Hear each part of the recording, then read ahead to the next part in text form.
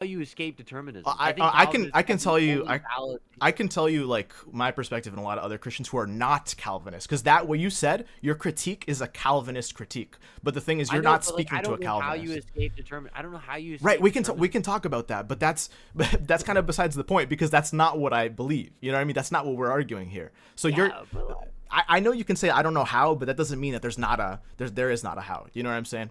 Um, I don't think I'm not saying I don't know how. I'm saying I don't think you can escape. I've looked. so I've thought okay, about okay. it. Let me give you like a little bit of like a thought experiment. I was talking to my friend about this, and you tell me what you think. So I was talking to before Seven left. We had a super brief exchange about it, but anyways, so let's take God A, right, hypothetically, and let's take God B, right? God A is like a Calvinist God, right? God B is a non-Calvinist God. So we have two competing ideologies of God, right? In a Calvinist perspective, it like you said, it's very deterministic. So God is the primary cause. Like you said, he sets everything up. Just exactly how you said. He sets everything up. He knows how everything is going to play out. He sets up the dominoes so they're going to fall in a certain way and they occur in that way. The non-Calvinist idea is that God is so great that he has the ability to create a world in which things all the actions that occur in this world he is not the primary cause of. So he'll set stuff up, kind of like you said, but it's like think of it as But he like a already knows. what was that? But he already knows, so it doesn't matter. So No. I Yeah. okay, right, but knowing something does that's a not self entail. loop. Okay, bro, let me finish. Knowing something does not entail that you're causing everything. Let me give you an example. I'll give you a couple examples, and you can I'm munch not. on them. I'm And not oh, yeah. Well, like let me this. just get my example out really quick, and then you could just take off. So, if if I know my sister's gonna eat breakfast tomorrow, I know that for a fact. I know exactly what she's gonna eat. She's gonna eat 2 eggs. She's gonna eat bacon and toast. She's gonna drink a milk. That does not mean I caused that thing. I could give you another example. Another example is I'm watching a soccer game that happened, the World Cup or whatever. I'm watching a game that happened yesterday. I know what's gonna happen. I know who scored. But when I hit play, I am not in direct control of those things that I'm watching. Those things are going to still happen. The people on the field still have the free will to do whatever they want, but I know what the score is going to be at the end. Does that make sense? I think the issue is like I get your examples. Well, I just okay. think they're fair because God may not necessarily be like the cause in the strictest sense of like the definitions that you're using, but like surely you'd say he's at least like the thing that of which everything is like contingent upon. Like he's the one that like at least created Yes, in the everything that goes with my to analogy. like In the same unroll way, out. yeah, that goes with my analogy. In the same Right. way that the reason why the game is playing on the screen is because I hit play, because I was the one that put the Yeah. disc in, because I was the one who searched this game on YouTube or whatever. Like Right. that is what God is in a sense. So But it here's the question, go ahead. because this is going to determine how you view things, right? Hmm. Do you think that God is just being the contingency of things and that he has no ultimate power to choose or dictate a timeline of events? But like, because you'd still No, at least like say he's omniscient to be able to see the entire foreknowledge of everything, right? yeah, I would say he has all omni properties. Yeah. Right. So can you like So could clarify your question? he I'm not understanding. Yeah, so basically, like, if God can be contingent upon like any infinite number of universes, could he then also just choose the ones that go down the Well, I mean, most? but right when you started, you're saying God is contingent, so that's already like something that's not within No, Christian no, no, theology. God, no, not that like God is like he is the ultimate contingency for the universe, but like he could choose the Well, universes, yes. right? Like, because like presumably you'd say that God caused the universe, so he's like He everything's contingent upon him to like. yes, he's the primary cause and he's the sustainer of the universe as well. Right. So I yeah, it's the same thing as like hitting like play on the TV remote, just like we said. So, like theoretically, if you could line up an infinite number of dynamos that cause an infinite number of corresponding causes of effects that cause, like maybe a winning the lottery or doing all these other things, you may not be in the strictest sense the causer of these things, but if you have the foreknowledge to know which line of dominoes is going to cause you to eventually win the lottery, well then like maybe you didn't like specifically cause it, but surely if you set up a gun and Well, know okay. when Let me somebody's take your gonna talk, analogy. Let me take your analogy for a second. The line of yeah, setting up the line of dominoes, right? yeah, Let me extend that a little bit. Let's say that because God is omniscient, he can see a bunch of different lines of dominoes, right? He can see a ton of them at the same time.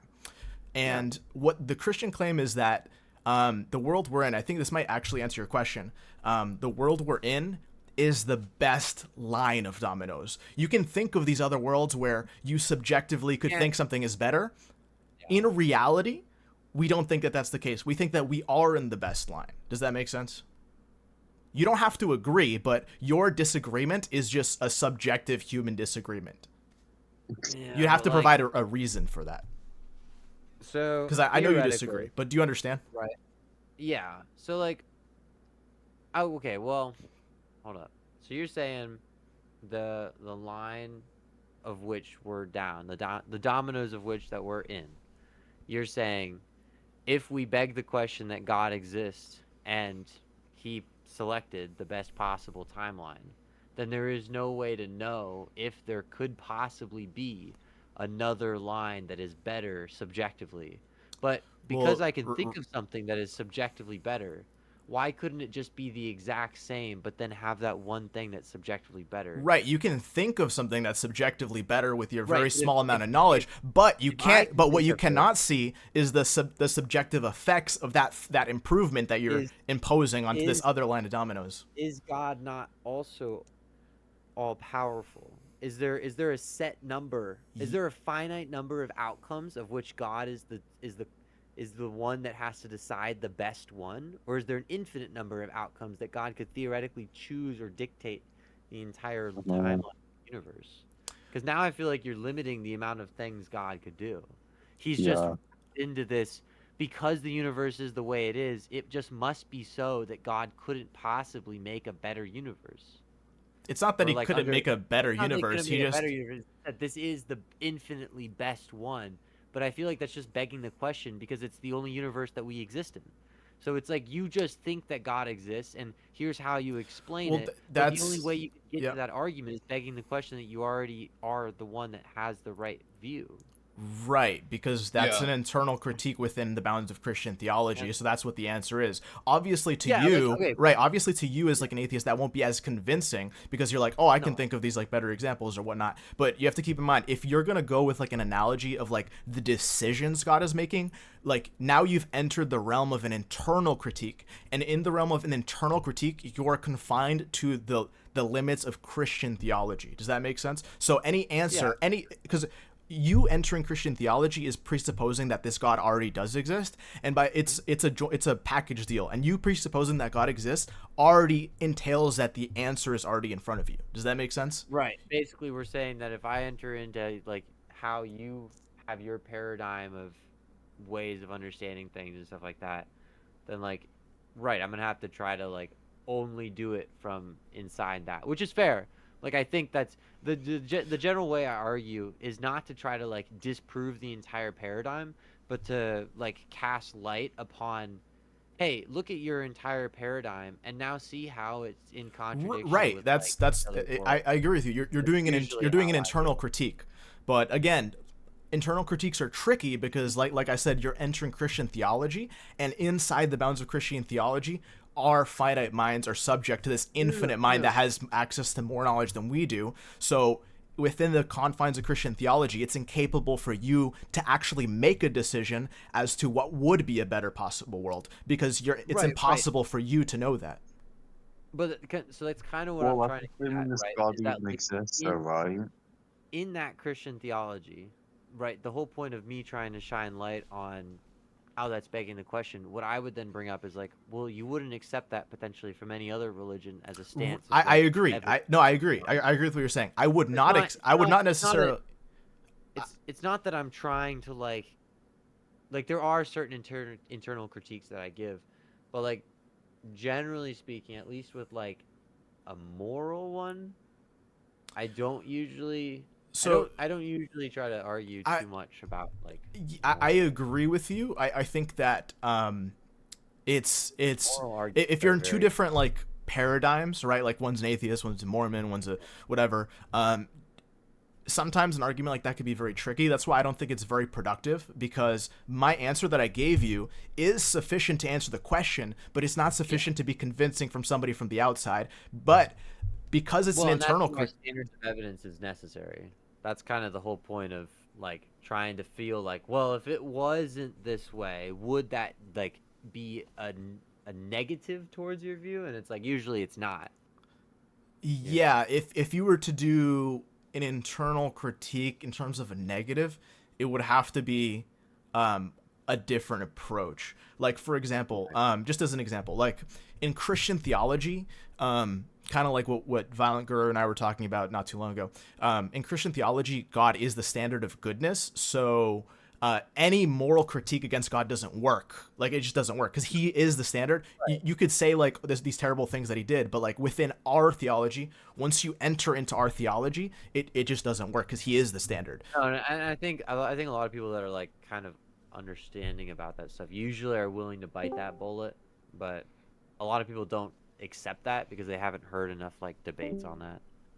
But yeah, kind of a side note, I do want to hear a little bit, like I not even necessarily an argument, but I do want to hear a little bit from Violent Guru. I'm just curious because I don't know a ton about Mormonism. I know a good chunk about it, but I want to know a little bit about like your ideology of God and how you would answer some of these questions, because I know that you don't believe in this. I don't think you believe in the same primary cause, like omniscient, omni properties, right? Is that right? It's up to the person, because again, we're Christian, because Christianity doesn't necessarily require any specific theistic properties. Classical theism does, but not Christianity. That's a mixed bag. I personally don't accept it. I do not accept the omni properties. Okay. I don't accept the Bible to be infallible. I think that. No, it isn't. Huh? Oh, sorry. Yeah, I just agreed with you. It's infallible. He just giving ad libs. I don't know why he's chiming in. Well, okay. If you want me to give an example full of contradictions, the Bible, in some accounts, it says that I don't know exactly, but it says that Jesus crossed like one beggar. But then in another account of the same story, it says, "Oh no, actually, it was two beggars." Or when it comes to okay, you understand? Okay, do you even know the response to the thing what you're saying? What? Do you even know the response to the thing that you just brought up? Because that's like the lowest hanging fruit you possibly could have got. Like Violent Guru had way better arguments than that. I'm not gonna lie. Do you know the response to that? Sure, go ahead. What? No, I'm asking you if you know the response to that. What, the response to the whole Bible contradiction thing? To what you just said, the example that you just said, because it's not even a contradiction. Like I can't believe I have to say this. Well, no, there are contradictions in the Bible. I've looked it up myself. The one that you just listed is not a contradiction. Do you understand why it's not a contradiction, or do you not understand? Go on, why? I asked you a question. If I'm asking you why, what does that tell you? So you're saying that you don't know, right? I think they are contradictions, so go on, educate me. I'll give you an example. I'm going to give you two statements, and you tell me what you think. Yeah. I have one monitor on my desk. Yeah. I have two monitors on my desk. Uh-huh. Is that a contradiction? If you're saying, like, you have... I mean, it's a yes or no. You can say yes or no, then elaborate. Yeah, like, let me elaborate. Yeah, it is a contradiction. Like, if, like, I was to ask someone whether you had... how many monitors you had on your desk, and one said you only had one monitor... No. You're adding a word in there. I didn't say only. Okay. Let me break this down for you because I don't think you're understanding. The word only was not in my statement. I said I have one monitor on my desk. One statement. I have two monitors on my desk. That's another statement. Okay, I'll break it down even more. Both can be true at the same time. In fact, it literally is. I have one monitor on my desk, If I were to add to that, I have one monitor in my desk and it's right in front of me. I also have two monitors on my desk. They're side by side. I didn't say only. Those are not mutually exclusive statements. If I said, alone, I'll show you what a contradiction would be. If I said I only have one monitor on my desk, and then I said I only have two monitors on my desk, that is a contradiction. The word only is never present, so both can be true at once. I could do the same thing with pencils. I have one pencil right here in front of me. I have two pencils on my table. I literally do. Those are not contradictions. That is a really, really low tier bad argument. You have to move on to the next one. I'm sorry. That Well, one's not no, good. actually, because first of all, it can be confusing to readers. Okay, Like, I understand why it can be confusing, but that's a fallacy to say that now that's a contradiction. That doesn't work. okay, yeah, but if God's perfect, why would So you he just be- conceded. Okay, great. But keep going. What? Like, no. If God's perfect, why wouldn't he just say? Why wouldn't he have the people who wrote the Bible describe the story in a more clear fashion? Oh my gosh. It is, bro, it is clear. It's just that certain stories, the different gospels, listen, different gospels have different points. If I have four of my friends and we're all reciting a day to my mom, we're all going to focus on different things. I might focus on me driving my car to this party. My friend might focus on how at the party something else happened. Like that, those are not contradictions. The four gospels harmonize and they're different accounts for a reason. They have different focuses written to different audiences.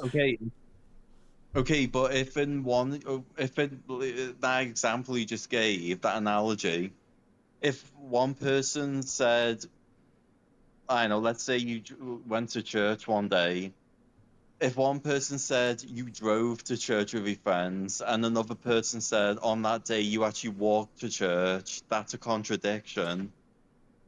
I can get no, it's not. I can literally walk to What? church. Yeah, Okay, it is. I'm gonna literally explain how I can harmonize that and make that not a contradiction. No. I'm talking about on the same day, like with Yes. Oh my. Let me finish describing talking. one day. Yes. Oh, I okay. can give you an example. Let's say I live 5 minutes from church. I'm just gonna set the scene. I live 5 minutes from church. Yeah.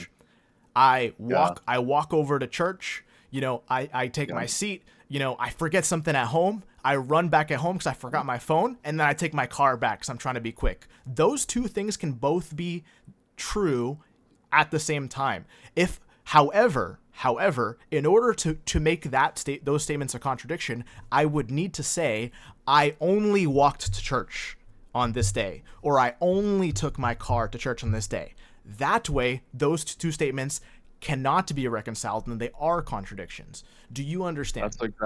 And that's exactly what I'm talking about with the Bible.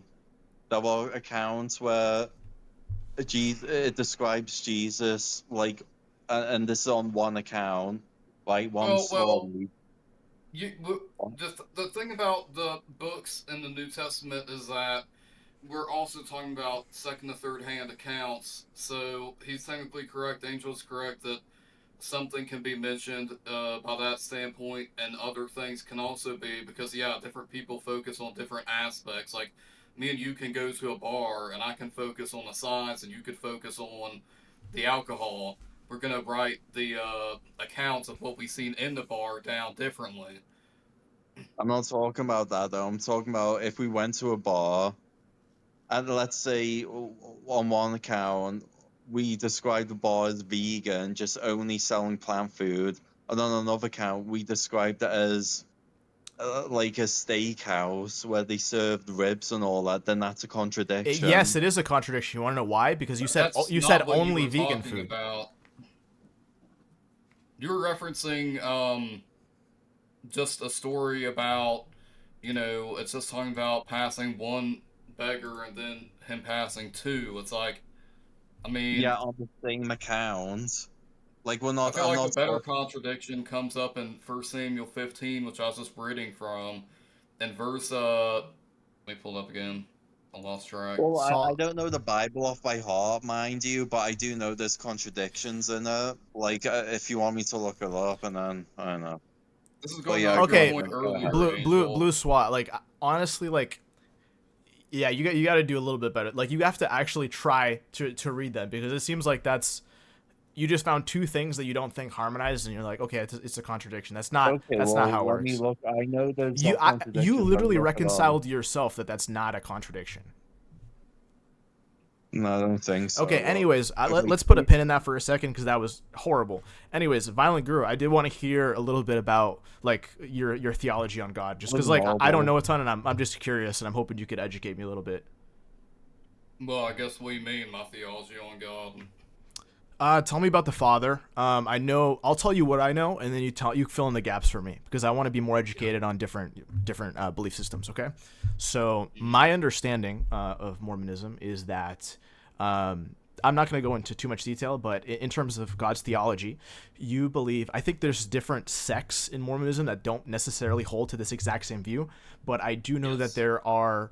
You guys believe that God is essentially the same type of species that you are, so you guys can all become God at some point, and you will get your own, whether it's planet, whether it's system, solar system, however it is. I'm not sure how that works. And you believe that the Father is our God, that is like the one before us, like he's sovereign over our universe or whatever. But at some point, he was probably a man as well. Is that correct?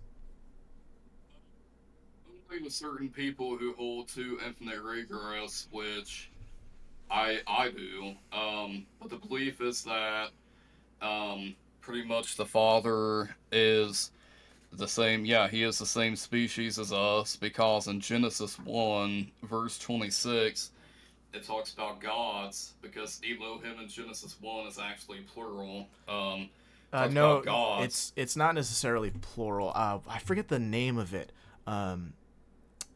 It's slipping my mind. It's like the word sheep. There can be one sheep. There can be many sheep. It's not exclusively plural. It can be either or. It's like fish. One sheep, the word- two sheep, Yeah, red it sheep, doesn't have the to be word explicit- the word it doesn't Elohim- have to be explicitly plural, but the way it was worded makes it almost exclusively Well, plural no. based off even Jewish studies. Yes, I'm not citing this for myself. I'm not saying this because I'm LDS and it likes to be more. I'm saying this because I've literally, like, this is in, like, Jewish study things that they focus on the, specific Hebrew themselves. Do you know how Christians answer that? Well, the thing is, I'm regarding critical scholarship. If you don't want to agree with the critical No. consensus on it, I can that's agree. I can fine. literally agree with you. I can actually agree with you. Sure. Let's say that when God says, "Let us make man in our image," like what are we talking about here? What Are you talking what about would from your Christians say standpoint or from the critical standpoint? from the Christian critical standpoint? Well, that will just be that it's one singular God, just making us. No. When God speaks, image. in plural, what do Christians say? Well, you'd have to say, because I'm coming from a different framework than. No, but do you know what? Okay, I understand. But do you know what Christians would say? Oh, I haven't heard a good apologetic on it. Go ahead and tell me. Well, you know that most Christians believe that God is a Trinity, right? Yeah, that's what I just said. Right. So when God So you'd say singular, it's the Father, the Son, and the Holy Ghost, but they're all, one. yeah, exactly. So it's very easy, very straightforward. So that's just how we would read that. So I just wanted to make sure you understood how we would read that because that's in complete harmony. That that doesn't conflict with any of our viewpoints. You know what I'm saying? Yeah, well, addressing what the critical scholars have to say, and the people who actually read Hebrew and don't base their opinions off of Nicene, doctrines, I'm saying. Have you ever read Segal's Two Powers in Heaven? No, I haven't. Are you familiar with like the book or like the? Nope. Okay, so there was kind of to your point, in even like ancient Hebrews had this idea that God had a plurality to him, kind of like what you were saying. There are many verses that kind of go to talk about that.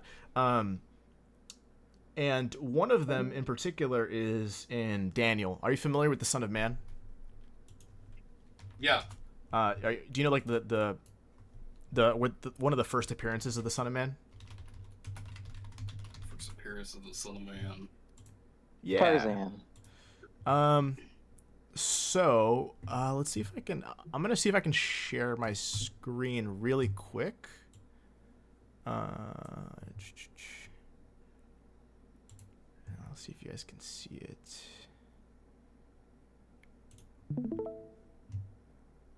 Can you guys see that? Yeah. Okay, I'm just gonna, let's see. I think this is the one right here. So this is the Old Testament. I'm just gonna give you an example.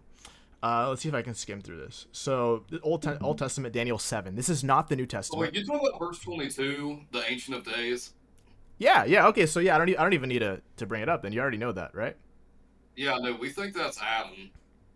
Okay, well let's just read it together really quick.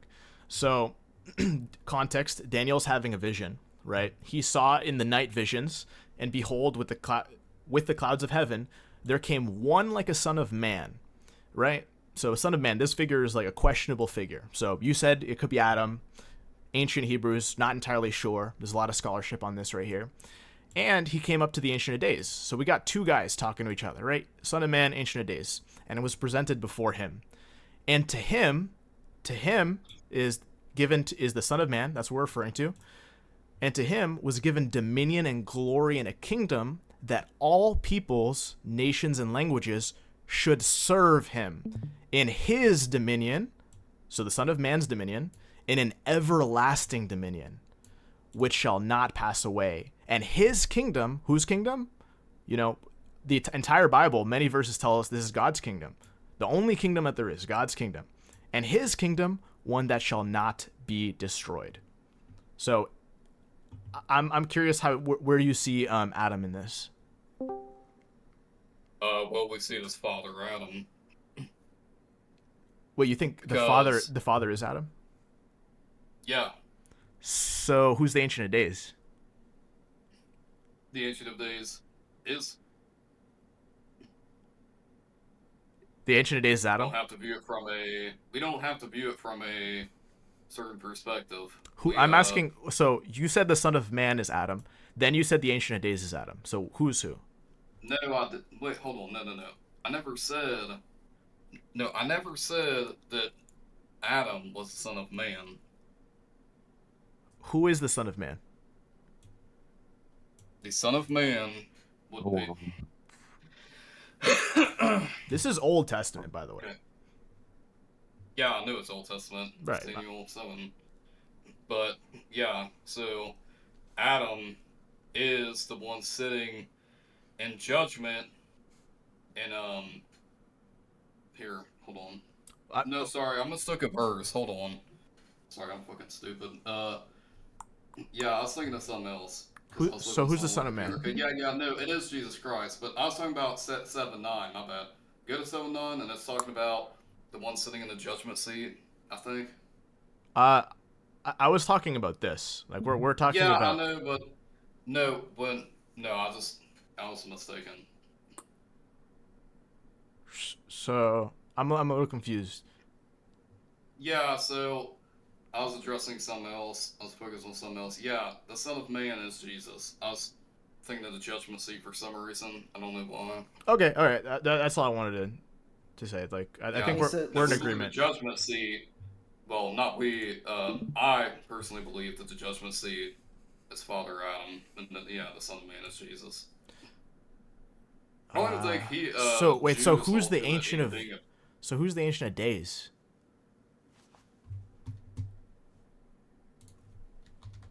It's Adam. That's God. The Father. So, wait. So you think? Sorry. Is this the Adam? Isn't like Adam and Eve? Yeah. So you think that Adam was God, and what about the Genesis account? What about it? So when God is talking to Adam in the Genesis account, you said Yeah, God. we don't You view said the God. Genesis account. Well, you said So God we don't is view the Adam. Genesis. Huh? You said God is Adam, but in the Genesis Yeah. account, God's talking to Adam. So how did those Yeah. things work? So we don't view most of Genesis to be, well, actually not even most, pretty much all. We think that Adam, that means first, well, man, and then Eve meaning woman. Pretty much God the Father is and Eve is Heavenly Mother, and we think that obviously they took on mortality here to create us and give us physical bodies to give us the opportunity to become like them and serve an example of what we should do. Because, so we don't even believe, like, we don't hold to the whole concept that they transgressed by eating the forbidden fruit, because even ancient Jewish belief shows that even they didn't accept that belief. It was actually the serpent was identified way after, like that was never original doctrine. Okay, so Valinger, can I ask you what denomination of Christianity you are? I'm a Mormon. You're Mormon. Oh, okay. So, okay, let me clarify. So, you agree with me that the Son of Man in the Old Testament is Jesus then, right? Yeah. Okay, yeah, okay, great. So, yeah, we're basically on the same page. How do you respond to Nehemiah 9:6? Are you familiar with that verse? I'm pulling it up. You said Nehemiah what? 9:6. If you could just, like, read it or, like, stream it and we could take a look at it. Or I can stream it. Yeah, I'll read it off. What are you guys on about now? Talking about Nehemiah 9 verse 6. We're just talking about because I'm curious about the Mormonistic idea of God, so we're just talking about that, and I'm asking him some questions. So not necessarily trying to debate at the moment, just trying to get some clarity because I know that a lot of people don't know a ton about Mormonism. I'm trying to educate myself as well. It says, and Ezra said, "You are the Lord, you alone. You have made heaven, the heaven of heavens, with all their host, the earth and all that is on it, the seas and all that is in them. To all them you give life, and the host of heaven worships you." Oh, sorry, that is not the one I wanted you to read. That one does work too. I meant Deuteronomy 6 verse 4. You know that one, I think, right? Yeah, that was the wrong one. My bad. Yeah. Hear, O Israel, the Lord is our God, the Lord alone. The Greek says the Lord is one. So we believe in the state of oneness. Right. Okay. So you think that? Wait, what do you mean the state of oneness? So that God is a Unitarian God, right? Unitarian. Being that he's like one Are you saying person. we're God the Father is only God? No. No, I'm just saying that God is one person. Okay, cool. No. Wait, so you think we have a very similar idea to Trinitarianism. We just believe that they are in a state of oneness through will and unity, perfect will and unity. So they're not actually, like, we don't believe in one essence. We believe in perfect unity and state of oneness by unity and will. Right. Okay. So, have you read Isaiah before?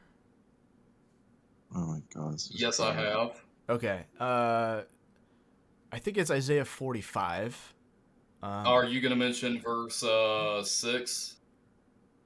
I think it's 5. Probably both of them. Let me see. I think it's 5 and 6. Yeah, it's verse 5 and 6.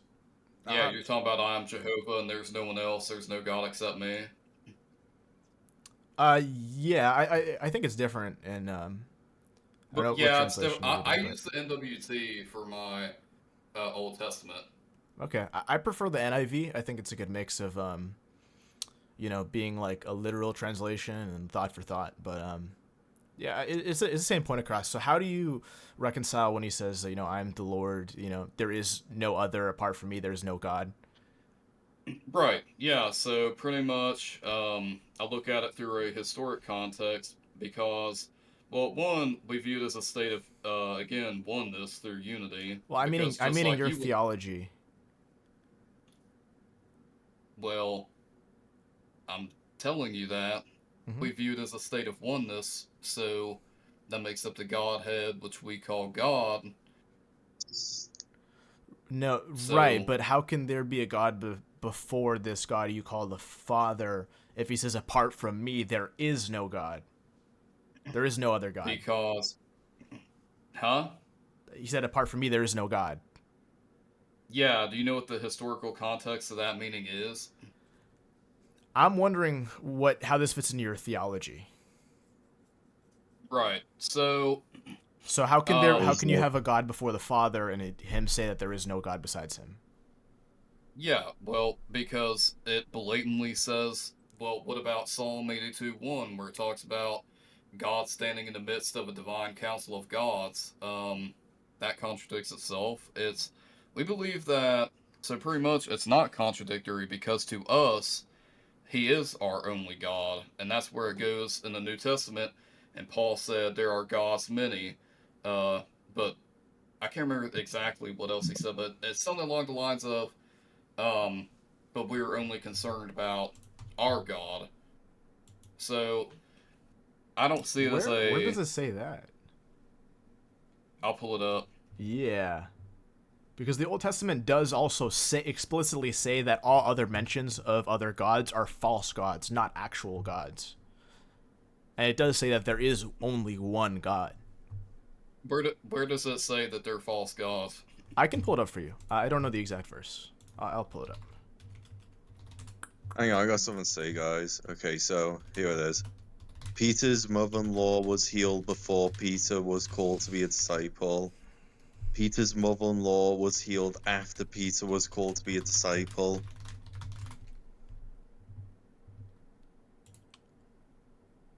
Let's see if I can find it.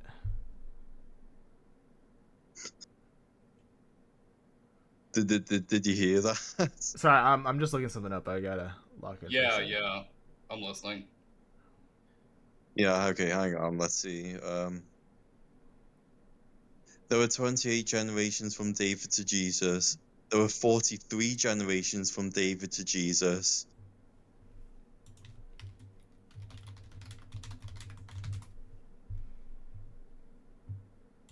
Let's see. I'll answer that in 1 second. Sorry. John knew of Jesus before he baptized him. John knew nothing of Jesus at all.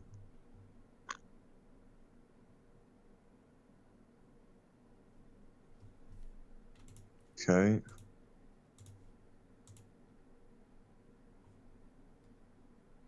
I think I'm thinking of 1 Chronicles 16:26. I think that's what I was looking for. It's Chronicles 16.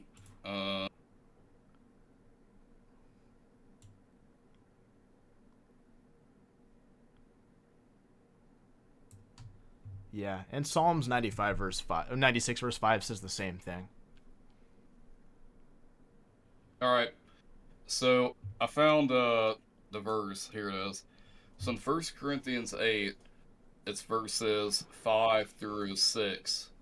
So it says, indeed, even though there may be so-called gods in the heaven or on earth, as in fact there are many gods and many lords, yet for us there is one God, the Father, for whom all things and for whom we exist, and one Lord, Jesus Christ, through whom all things are and through whom we exist. So yes, but the caveat is that all other gods are false gods. So that's reiterated in First Chronicles 16:20. First Chronicles 16:26. Okay, let me look this up. Yep. So, according to the Bible, good works should be seen, but also good works should not be seen. Bro, what are you on? Bro, we're having a conversation and you're just like spitting like low tier things that you think are contrary. Bro, I'm literally in a conversation with Violent Guru right now. Like, you gotta be respectful, Okay, man. but you Like, if said, you're gonna like, say, I'm not hold on, thinking if you're about gonna say something, it has to be relevant to what we're already talking about.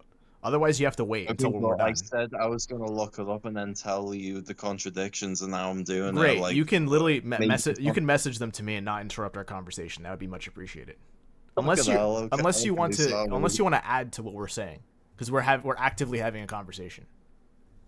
All right. It seems like Yeah. he's kind of running away, but okay, sure, go ahead. Bro, I didn't even. Hold on, Bro, okay, yeah, go ahead, Violent Guru. I pulled it up. Yeah. All right, please. so you're saying, yeah, for all the gods of the peoples are idols, but the Lord made the heavens. Yeah. So all about right. So that, all of the gods are idols. So thus saying that yeah, all their gods are not. Go ahead. but hold on, you're relying on a I have this. hyper literalization, but you need the historical context to these too, because I was going to point out in First Corinthians 8 the historical context, but I'll go ahead and point this out real quick. So this is talking about Levites urging. It says the Levites urge people to tell God's wonders to the nations and bow before the Lord who is coming to judge. Chronicles omits both of which refer to God's judging of the people, but that idea is present in 1 Chronicles 16:33. So basically, the thing about this is focused on a thing that is talking about, at least in our interpretation, it would be talking about, as it says, according to, really, it's close to critical scholarship. It's urging the people of Israel because God exclaimed exclusivity upon Israel, and what's that verse? But he said to people of Israel, he is their God. Now, never deny that there are other gods. So the thing is, to them, to the people of Israel, yes, that's absolutely correct. But the thing is, to everybody else, no, that's not true. He is claiming his exclusivity to the people of Israel at that point. Right, but I just gave you a verse where it said all other gods are idols. All, not some, all of them. And I'm giving you the historical context that means what you're saying. I mean, yes, that's what it says in the verse, but that's not the accurate understanding in the historical context. I just read the verse. So you're saying the verse that doesn't say what it says.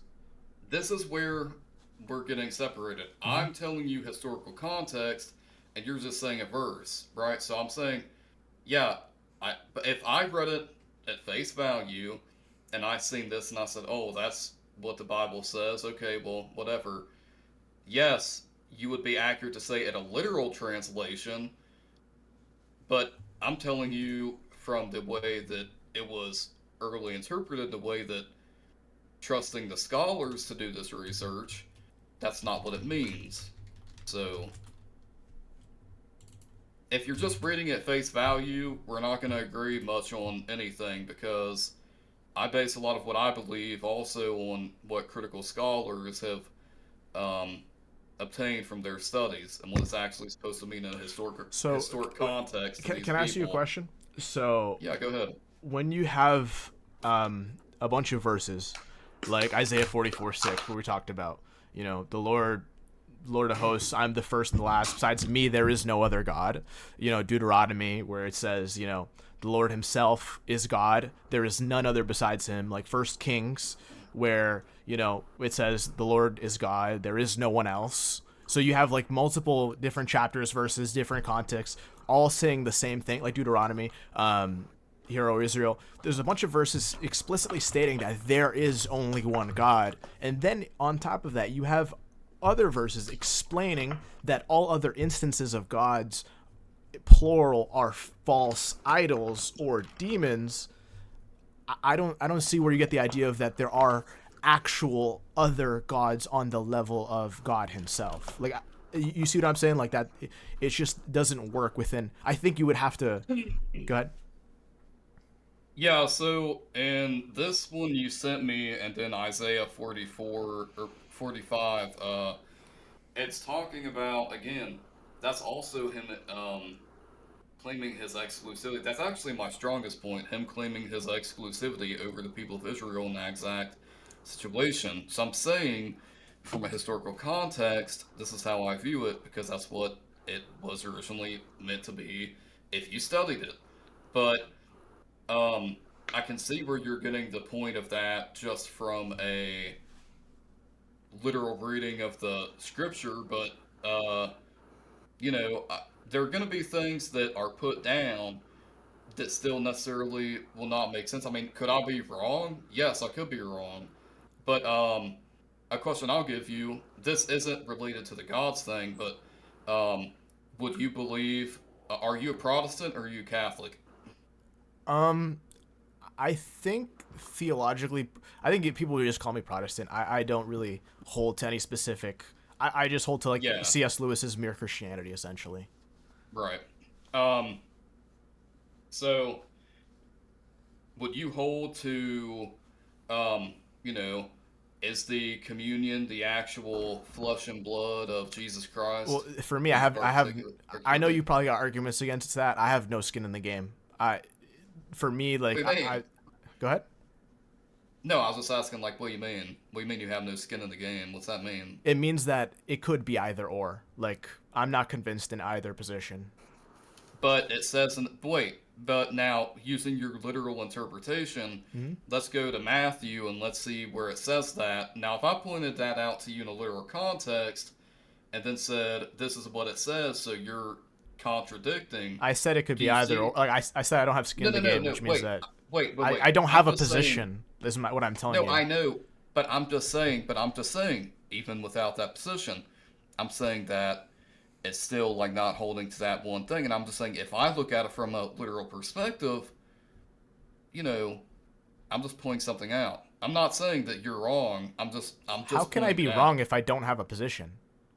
Well, because if it says it literally and you read it literally, then it means it has to be the flesh and I said I don't have a blood of Jesus position. So if Christ. if it is literal, then that's what it is. How is that a? What are you talking about? I don't have a position Well, on you would that. have to hold to it then. I I'm sorry for interrupting, but so is Violent Guru's like opinion, like Mormon belief, like does the Mormon belief say that there are multiple gods? That is that what it says? No, you don't have to specifically hold to that. That's just a concept of infinite regress. You can believe in something, it's called kingship monotheism. It's basically just, it's literally almost identical to what Trinitarianism is. Like, it's basically identical, just don't include, like, the whole one essence thing. So so wait, you'd agree? So that would be the primary cause, right? so wait, so Angel is saying there are no there are false gods and there is one true God, Yes. and So, what was Silent Guru saying? What were we're, you? yeah, no. So, we're getting mixed between historical interpretation and just reading it. So I'm reading off the historicity of it, and I'm talking about what these things actually mean. I'm talking about this is why I don't read it verse for verse, just like at a face value. That's my claim. Historically, the Israelites were monotheist. No, they weren't. They were Well, polytheist, and then they right converted to henotheism. in large part they were monotheist. Of course, there was polytheists like that. That polytheism was everywhere. No, no, no. Like I mean, like the ones that wrote down a lot of the Old Testament, they were mostly all henotheistic. Okay, They What's were I they're what's the mostly all henotheistic. evidence? What's the evidence for that? I thought the Israelites believed in like the God, like the God the Father speaking, because Jesus didn't come to the earth back then. Like they believed in Israelites believed in multiple gods like the Greeks, like the Greek gods. Is that what you're saying? No. So, um, most early Israelites, and this is supported by, this is just historical stuff. They were henotheists because, so you had, um, you had different things like they talked about, like in the scripture, it talks about Yahweh, um, and he claims his exclusivity over Israel. But we also have proof to believe that they did in fact believe that there were other gods, um, like Asherah was a thing they found, archaeology, um, and they have some other stuff. I'd have to get a bit more updated with what all they found, but um, they were henotheistic at best. Now, I would agree with you that near the end of um, like all that, they were definitely strictly monotheistic. But for the amount of time that, during all the, like, Old Testament, they were pretty much all henotheists. Okay, okay.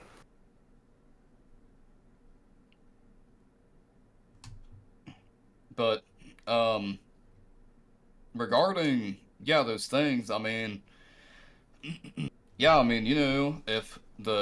if my historical reading of it, Angel is wrong, and, well, that's just how it is, and I just hope that God will forgive me for, having the wrong interpretation on it, and I hope that I'd be forgiven for that, but from what I've read and what I've seen, I got a question for you. And yeah. so throughout the Bible, there's a lot of instances that say things like, all things were created, through him and for him. Do you guys not think that that's the case? Like, all things mean some things? So we don't hold to creatio ex nihilo. We believe that.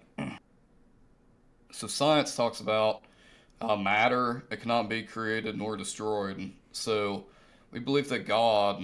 So he created nothing then. No, but yes, he did. Okay. I mean, could you say yes or no and then flesh it out, because I'm not really understanding. So did he create all things or did he not? Okay, well, no, not all things, but you said he created nothing. There's a difference between all and nothing. Yeah, I'm asking So, what are you holding to? well, so we hold to creatio ex materia. I'm gonna explain this because I'm not gonna say all or nothing, because that's not how that works. We believe that God coexists with matter because matter, according to science, cannot be created nor destroyed. And basically, now here's the thing: before God intervened with it, it was chaotic because So you think that God is not eternal, but this matter thing is, right? no, God is eternal. So God's eternal, coinciding with this thing being matter that's also eternal. So you have multiple eternal things. Well, matter, according to science, cannot be created nor destroyed. It's a yes or no question, man. Like, you can say yes or no and then flesh it out. So yes, right? Matter existed eternally and God existed eternally. So you have multiple eternally existing things, right? Yes. Okay, awesome. Yeah, now you can flesh it out. Go ahead. Yeah, no, that's what I was just saying. I'm just saying we view it as God existing eternally with matter, and this matter was in a chaotic state, and he organized it like a perfect scientist, I guess, and he formed it into organized matter, and this is what we see the universe to be today, right? And then, so that's our hold to it. Yeah, that's very interesting. I thought in Genesis there, it said that there was nothing. Yeah, so in Genesis 1, No, that's not. No, actually, nothing doesn't mean nothing. Nothing means that there was a ton of matter everywhere that was chaotic. Just remember that.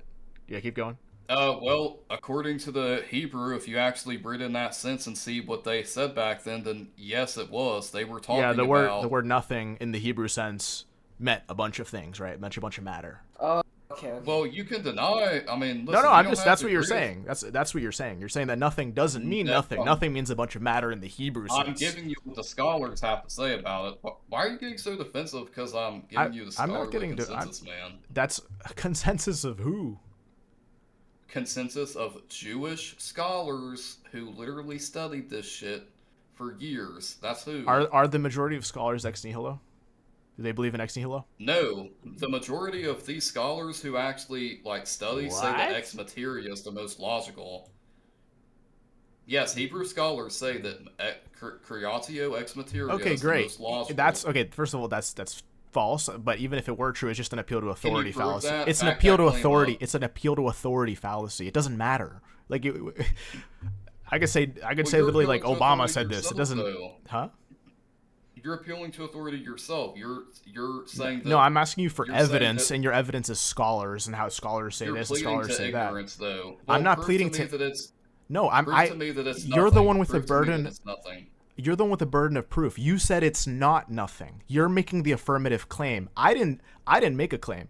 I'm waiting for you to substantiate that without appealing to scholars. I'm asking for you to do that. Why can you not appeal Do you know to scholars though? Do you know what a logical fallacy is, right? Do you know what an appeal to authority is? Wait, that's not an appeal to authority. No, you were the one. No, I'm asking you. Do you know what that is? Okay, but again, do you know what that is? Yes or no? Do you know what appeal to authority fallacy? I'm not appealing to authority. Great. I'm asking you if you know what that is. Yeah, I know what it is. What is but it? I'm What not is it? Doing that. What is an appeal to authority fallacy? I didn't do that. I'm not asking you if you did or didn't. I didn't ask you if you did or didn't. I'm asking you what it is. If you know what it is, you can explain it. What is it?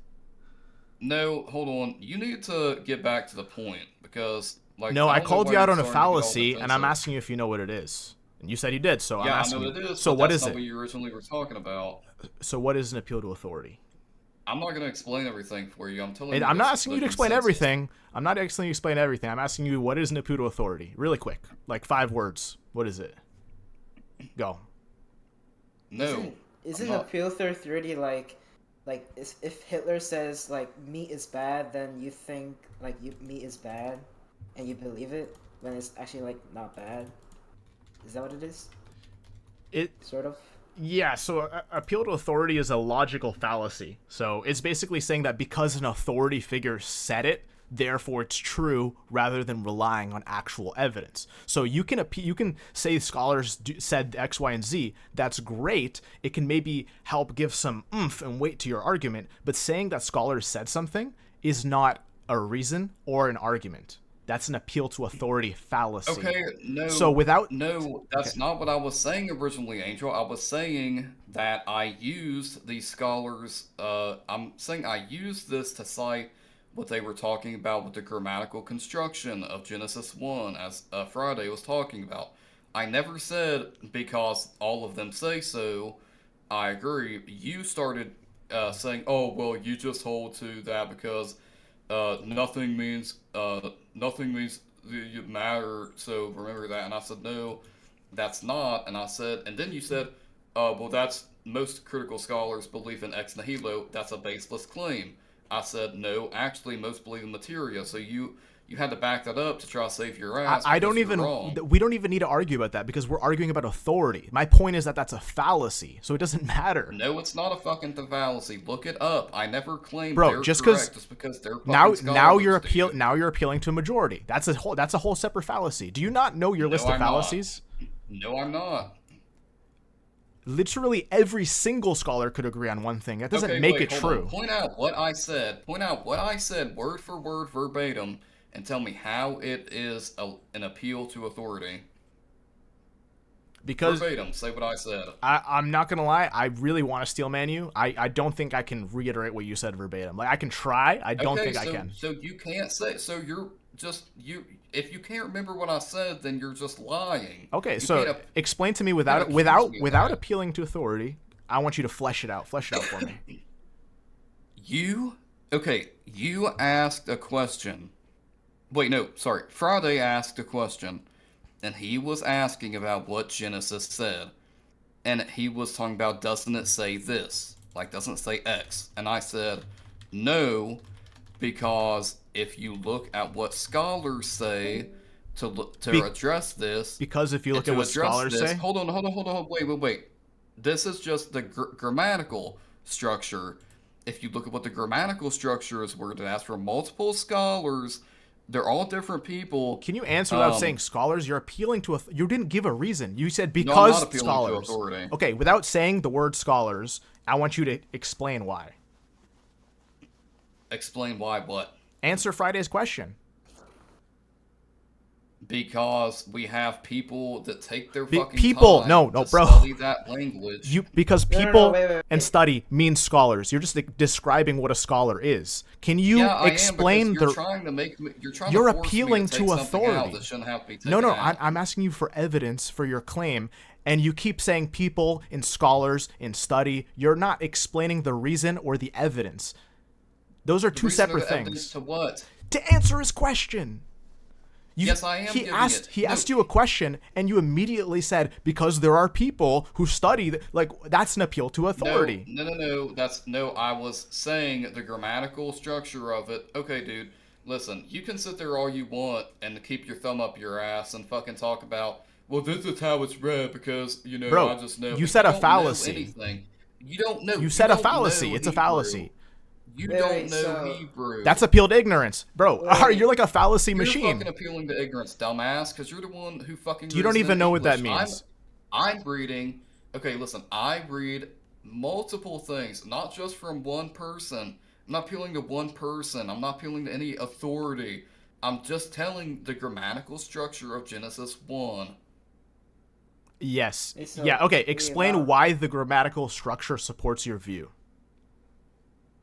Because you're talking about thousands and thousands, not only of years of history, but we're also talking about we can take time to look at this language and we can decipher it and we can take out these different pieces, right? And we can say, hey, look at this. So at first we think, oh yeah, this must be nothing, which no, it actually wasn't. That came about hundreds of years later. Actually thousands from Genesis. And pretty much we take Okay. these Now. things. Okay. Yeah. Keep going. Keep going. Sorry. We I didn't mean take to these interrupt. things, and we're reading through it, and then we take it to the context of the ancient Israelite beliefs, and then we address it with what that actually means, along with the grammatical, context and how it's set up. So That's an excellent narration, but you didn't explain how the grammatical context supports your view. That was the question. well, then you're just because when I said it, you're just gonna